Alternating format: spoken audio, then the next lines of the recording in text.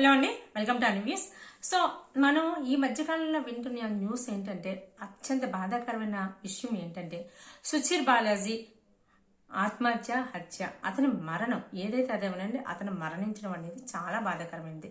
మీలో కూడా చాలా మంది ఈ విషయాన్ని, ఈ న్యూస్ని వినే ఉంటారు, దాని గురించి తెలిసే ఉంటుంది. బట్ నాకు తెలిసినంత వరకు అతని మరణం తర్వాత అతని లైఫ్ నుంచి మనం నేర్చుకోవాల్సింది ఏంటి, వాళ్ళ మదరు మనకిస్తున్న సందేశం ఏంటి, దీని గురించి మాట్లాడదామని ఈ వీడియో చేశాను. ఓవరాల్గా సుచీర్ బాలాజీ మరణం దగ్గర ఏం జరిగింది, ఎలన్ మస్క్ గారు కూడా ఎందుకు అంతలా రెస్పాండ్ అయ్యారో దీని గురించి మాట్లాడదాం. సో అయితే ఈ వీడియో స్టార్ట్ చేయడానికన్నా ముందు ఈ వీడియో మీకు నచ్చినట్టయితే లైక్ చేసి షేర్ చేయండి, ఛానల్ సబ్స్క్రైబ్ చేసుకుని మర్చిపోకండి. మీ అభిప్రాయాన్ని వీడియో అంతా విన్న తర్వాత మీ అభిప్రాయం ఏంటో కామెంట్ చేసి చెప్పండి.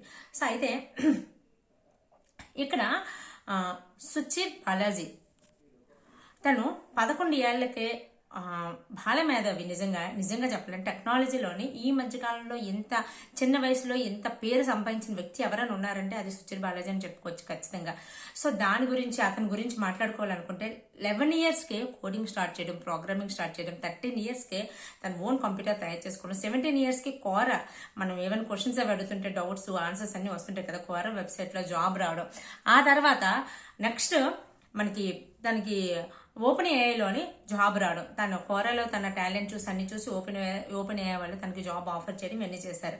అయితే సుచీర్ బాలాజీ గురించి మనం ఒక్కసారి ఆలోచిస్తే మనం తన మెంటాలిటీ గురించి ఒకసారి మాట్లాడుకోవాలి.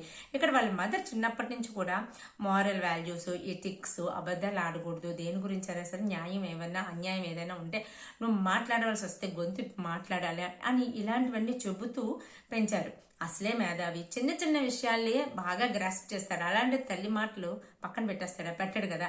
సో ఇలాంటి ఎథిక్స్తో పెరిగిన అబ్బాయి సుచీర్ బాలాజీ. అయితే ఓపెన్ ఏఐలో కూడా తను జాయిన్ అవ్వడానికి కూడా ఒక రీజన్ ఉందండి. అప్పటి వరకు నాన్ ప్రాఫిటబుల్ కంపెనీగా రన్ అవుతుంది ఓపెన్ ఏఐ. సో ఇందులోని అంటే తిని టెక్నాలజీ ద్వారా కానీ, తన రీసెర్చ్ ద్వారా కానీ మనుషులకు ఏదైనా ఉపయోగపడేటట్టు చెయ్యాలి అనేది తన ఏం మాట సుచీర్ బాలాజీది. సో అలాంటప్పుడు ఓపెన్ ఏఐలో జాయిన్ అయితే తను అనుకున్నది సాధించవచ్చు. సో వీళ్ళు కూడా నాన్ ప్రాఫిటబుల్గా ఉన్నారు కాబట్టి చెయ్యొచ్చు అని చెప్పి జాయిన్ అయ్యారు. 2020లో జాయిన్ అయ్యారు. అయితే 2022లోనే ChatGPT వచ్చిన తర్వాత ప్రాఫిటబుల్ ఎక్స్పెక్టేషన్తో ChatGPT స్టార్ట్ అయింది, చాలా ప్రాఫిట్స్ వచ్చాయి. సో అది చూసి ఏఐ వాళ్ళు కూడా ప్రాఫిటబుల్ కంపెనీగా కన్వర్ట్ అయిపోయారు.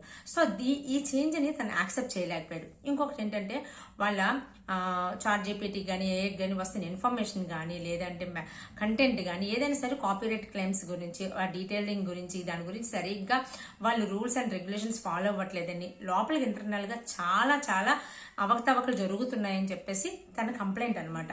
సో దీని గురించి తను కంపెనీలో ఉండగా ఏం మాట్లాడలేదు. చాలా మంది ఏమంటారు, కంపెనీలో ఉండగా మాట్లాడేదని అంటారు, కానీ కంపెనీలో ఉండగా మాట్లాడలేదు. తను 4 ఇయర్స్ కంపెనీలో చేసిన తను అక్కడ అడ్జస్ట్ అవ్వలేక 2024 ఆగస్టులో రిజైన్ చేసి బయటకు వచ్చేసారు. 2024 అక్టోబర్లో తను ఒక ప్రెస్ మీట్ పెట్టింది. తను ఒక ఇంటర్వ్యూలో, చాలా పెద్ద పెద్ద ఛానల్స్కి ఇచ్చిన ఇంటర్వ్యూస్లోని తను చెప్పిన విషయం ఇదే అన్నమాట. ఏంటంటే వాళ్ళు కాపీరైట్ క్లెయిమ్స్ రూల్స్ సరిగ్గా పాటించట్లేదు, ఇది ఇలాగే వెళ్ళిపోతూ ఉంటే పబ్లిక్ యొక్క ప్రైవసీకి కూడా ప్రాబ్లం వస్తుంది. సో లోపల చాలా అవకతవకలు జరుగుతుందని చాలా ఓపెన్గా పబ్లిక్గా తను ఇచ్చేసిన ఇంటర్వ్యూస్లో ఓపెన్గా చెప్పేశారు. ఇది అక్టోబర్లో జరిగింది. సో అక్కడే ఆ విషయమే, ఆ ఇంటర్వ్యూనే చాలా సంచలనం అయ్యింది అప్పుడు. ఇది అక్టోబర్లో జరిగినప్పుడు. దాని తర్వాత తిను ఏ నుంచి బయటకు వచ్చేసిన తర్వాత, సుచీర్ బాలాజీ కూడా ఏ నుంచి బయటకు వచ్చిన తర్వాత తను కంపెనీ పెట్టుకున్నారు అనమాట. మెడికల్ కేర్ ఏఏతో మెడికల్ కేర్ రిలేటెడ్గా తను ఒక కంపెనీ రన్ చేస్తున్నారు అనమాట. తన పని తను చేసుకుంటున్నారు, ఎవరి పనులు వాళ్ళు చేసుకుంటున్నారు. But all of the sudden November 21న తను 26 ఇయర్స్ బర్త్డే అయిపోయిన తర్వాత అదే రోజు రాత్రి అతను సూసైడ్ చేసుకుని చనిపోయారు. సో ఇది జరిగిందండి. అయితే నవంబర్ 21 రోజు ఏం జరిగింది, నవంబర్ 21 తన బర్త్డేకి తన ఫ్రెండ్స్తో కలిపి లాస్ ఏంజల్స్ వెళ్ళారనమాట. సో ఆ రోజంతా వాళ్ళ పేరెంట్స్తో మాట్లాడుతున్నాడు. తర్వాత కిందకి నైట్ అయిపోయిన తర్వాత కూడా నేను డిన్నర్ చేసి వస్తానని చెప్పేసి బయటకు వెళ్ళారు, అన్నీ చేశారు. అయితే అదే రోజు రాత్రి వాళ్ళ మదర్ కాల్ చేస్తే, వాళ్ళ మదర్ కాల్ చేస్తే ఫోన్ లిఫ్ట్ చేయలేదు. మేబీ పడుకున్నారని వదిలేశారు. నెక్స్ట్ డే కూడా కాల్ లిఫ్ట్ చేయలేదు. సో అప్పుడు వాళ్ళు పోలీసులు కంప్లైంట్ చేశారు, పలానా శాన్ ఫ్రాన్సిస్కోలో అని పలానా అపార్ట్మెంట్లో ఉన్నారనేసరికి పోలీసు అక్కడికి వెళ్ళి అంతా చూసి సిచ్యువేషన్స్ అన్ని చూసి మొత్తం అంతా ఎంక్వైరీ అన్ని చూసిన తర్వాత సో ఇది తను తన కేసు అంతా చూస్తుంటే ఇది సూసైడ్, ఎటువంటి ఏమీ లేవు అని చెప్పేసి వాళ్ళ ఇన్వెస్టిగేషన్ ఇది సూసైడ్ అని చెప్పి December 14th రోజున వాళ్ళు పాస్ చేసేసారు. సో కానీ వాళ్ళ మదర్కి వాళ్ళ కొడుకుది ఆత్మహత్య కాదు, హత్య అయ్యి ఉండొచ్చు అని ఎక్కడో పడుతుంది అనమాట. అందుకని తను ఒక వేరే సెకండ్ ఒపీనియన్ తీసుకొని మళ్ళీ ఇన్వెస్టిగేషన్ రీస్టార్ట్ చేయించారనమాట తను ఓన్గా ప్రైవేట్గా. సో అందులో తేలింది ఏంటి, వాష్రూమ్లో బ్లడ్ మరకలు ఉన్నాయని, తర్వాత వాష్రూమ్లో ఒక రకమైన పెనుగులాట జరిగిందని, ఆ పెనుగులాటలో తను తప్పించుకోవడానికి వాళ్ళ అబ్బాయి తప్పించుకునే ప్రాసెస్లో వాష్రూమ్ నుంచి బెడ్రూమ్లోకి ఇలా క్రాలింగ్ చేసుకుంటూ వెళ్ళే అవకాశాలు అక్కడ సిచ్యువేషన్ అంతా అలా కనిపిస్తుందని చెప్పి నా కొడుకుది ఆత్మహత్య కాదు హత్యే, దీన్ని ఇన్వెస్టిగేషన్ చెయ్యండి, ఇక్కడ చాలా పెద్ద లాబింగ్ జరుగుతుంది, చాలా పెద్ద కుట్రంతరాలు జరుగుతున్నాయి, అసలు ఏం జరుగుతుంది.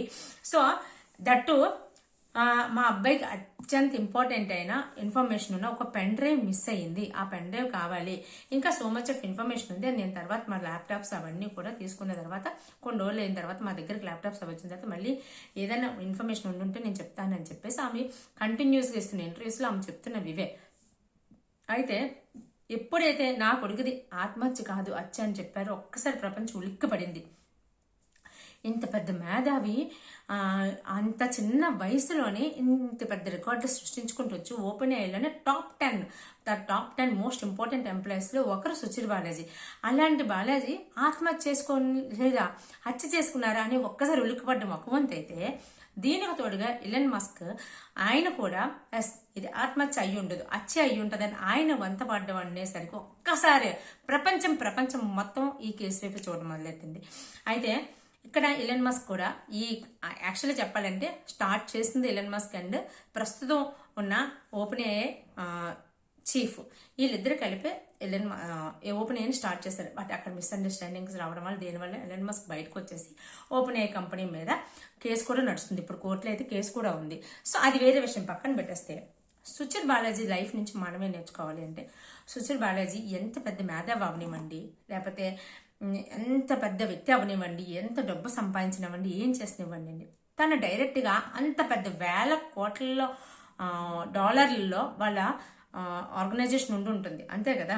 అంత పెద్ద ఆర్గనైజేషన్తో ఒక్క మనిషి తలపడడం అనేది, అది ఒక డైరెక్ట్గా అటాక్ చేయడం అనేది, ఒక మీడియాని పట్టుకొని డైరెక్ట్గా ఓపెన్గా ఇంటర్వ్యూస్ ఇచ్చేసి తను ఏదైనా చేసేయగలం అంతా ఓపెన్గా వెళ్ళిపోవడం అనేది, అది తన ప్రాణాల మీదకి వచ్చిందా అని అనిపిస్తుంది. అంటే వాళ్ళ మదర్ ఒకటే చెప్తున్నారు ఇంటర్వ్యూస్లో, అది కూడా ఏం చెప్తున్నారంటే, నేను నా కొడుక్కి అబద్ధాలు చెప్పకూడదు, ఎథిక్స్ అండ్ మారల్స్ మీద వెళ్ళాలి లైఫ్, ఎక్కడేం జరిగినా సరే గొంతు విప్పు అని చెప్పడమే నా తప్పయిందా, సో దానివల్ల నా కొడుకు ప్రాణాలే పోయాయా అన్నట్టుగా నా మాట్లాడుతున్నారు.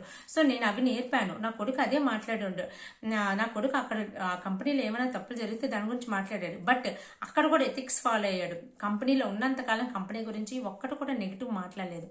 కంపెనీ నుంచి బయటకు వచ్చాక చెప్పాడు, తను ఇండివిజువల్గా తను ఎక్స్ప్రెస్ చేసుకున్నాడు, తనకి ఏదైతే ఎక్స్పీరియన్స్ ఫేస్ అయ్యాడో, తనకి అక్కడ ఏదైతే నచ్చలేదు అనుకున్నాడో తను ఎక్స్ప్రెస్ చేశాడు అంతే తప్ప కంపెనీలో ఉన్నప్పుడు ఎటువంటి విషయం కూడా చెప్పలేదు. సో అని ఆమె చెప్తున్నారు. బట్ మనం అంటే ఫర్ ఎగ్జాంపుల్ మనమందరం నార్మల్, మనమందరం సుచిర్ బాలాజీలో అవ్వం, ఎలన్ మస్క్ అవ్వకపోవచ్చు, అవ్వచ్చు, అయినా అవ్వకపోయినా పక్కన పెట్టేయండి. బట్ ఏదైనా విషయాన్ని అంటే ఇప్పుడు ఫర్ ఎగ్జాంపుల్ చెప్తున్నాను, ఒక పెద్ద దేశం ఉందండి, ఒక పెద్ద దేశాన్ని ఒక చిన్న ఊరు వెళ్ళి దూకట్టేస్తుందా, ఎంత డబ్బులు ఉన్నా ఏం చేసినా చేసేయగలదా, చేయలేదు.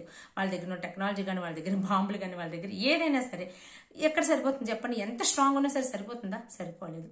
ఇక్కడ జరిగింది సుచిర్ బాలాజీ విషయంలో కూడా ఇదే జరిగిందా అనేది ఒక రకమైన అనుమానాలు వస్తున్నాయి. అంటే డైరెక్ట్గా ఓపెన్ అయ్యే వాళ్ళు ఏమైనా చేయించారా, లేదు అంటే తన పర్సనల్ లైఫ్లో ఏమైనా జరిగింది, ఇవన్నీ పక్కన పెట్టేస్తే, ఎప్పుడైతే అక్టోబర్లో ఓపెన్ అయ్యే మీద అంత ఓపెన్గా స్టేట్మెంట్స్ ఇస్తూ ఇంటర్వ్యూ ఇచ్చిన తర్వాత ఇమ్మీడియట్గా నెక్స్ట్ మంత్లోనే తను చనిపోవడం, దాన్ని కూడా ఆత్మహత్య అని చెప్పేసి దాన్ని మాఫీ చేద్దాం అనుకోవడం, దాని తర్వాత అది హత్య అనడం, ఎలన్ మస్క్ గారు కూడా అది హత్య అయ్యి ఉంటుందని చెప్పడం, ఇవన్నీ చూస్తుంటే తను అక్టోబర్లో ఇచ్చిన ఇంటర్వ్యూకి తన మరణానికి ఏదో లింక్ ఖచ్చితంగా ఉంది అనేది అందరికీ ఓపెన్గా అర్థమవుతున్న విషయమే.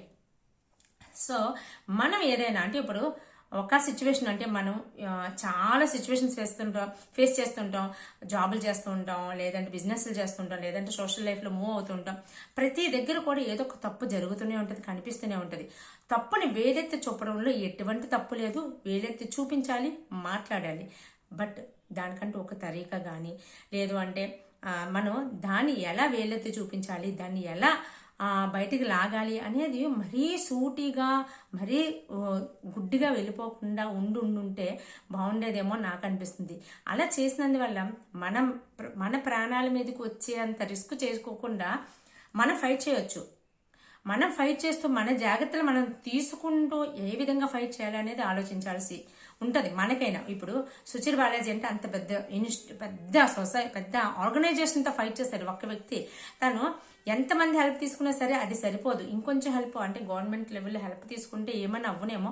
ఆ గవర్నమెంట్ లెవెల్లో కూడా అవుతుందో అవ్వదో తెలియదు. బట్ తను ఫైట్ చేయాలి కాబట్టి ఖచ్చితంగా ఫైట్ చేయాలి. అక్కడ అన్యాయం అంటే మాట్లాడి తీరాలి. అది ఎవరైనా చిన్న విషయమైనా పెద్ద విషయమైనా సరే మాట్లాడే విధానం కానీ లేదంటే అది తప్పని చూపించే విధానం కానీ కొన్ని విధానాలు ఉంటాయి. మనం డైరెక్ట్గా సూటిగా వెళ్ళిపోయి గుద్దేస్తే అది మన ప్రాణాల మీదకి వచ్చినప్పుడు మనం అన్యాయం గురించి మాట్లాడడానికి మన గొంతు ఎక్కడుంటుంది చెప్పండి. సో మనం ఒక అన్యాయం గురించి మాట్లాడాలన్నా ఒక అన్యాయాన్ని బయటకు తీయాలన్నా మన ప్రాణాలతో ఉండాలి కదా.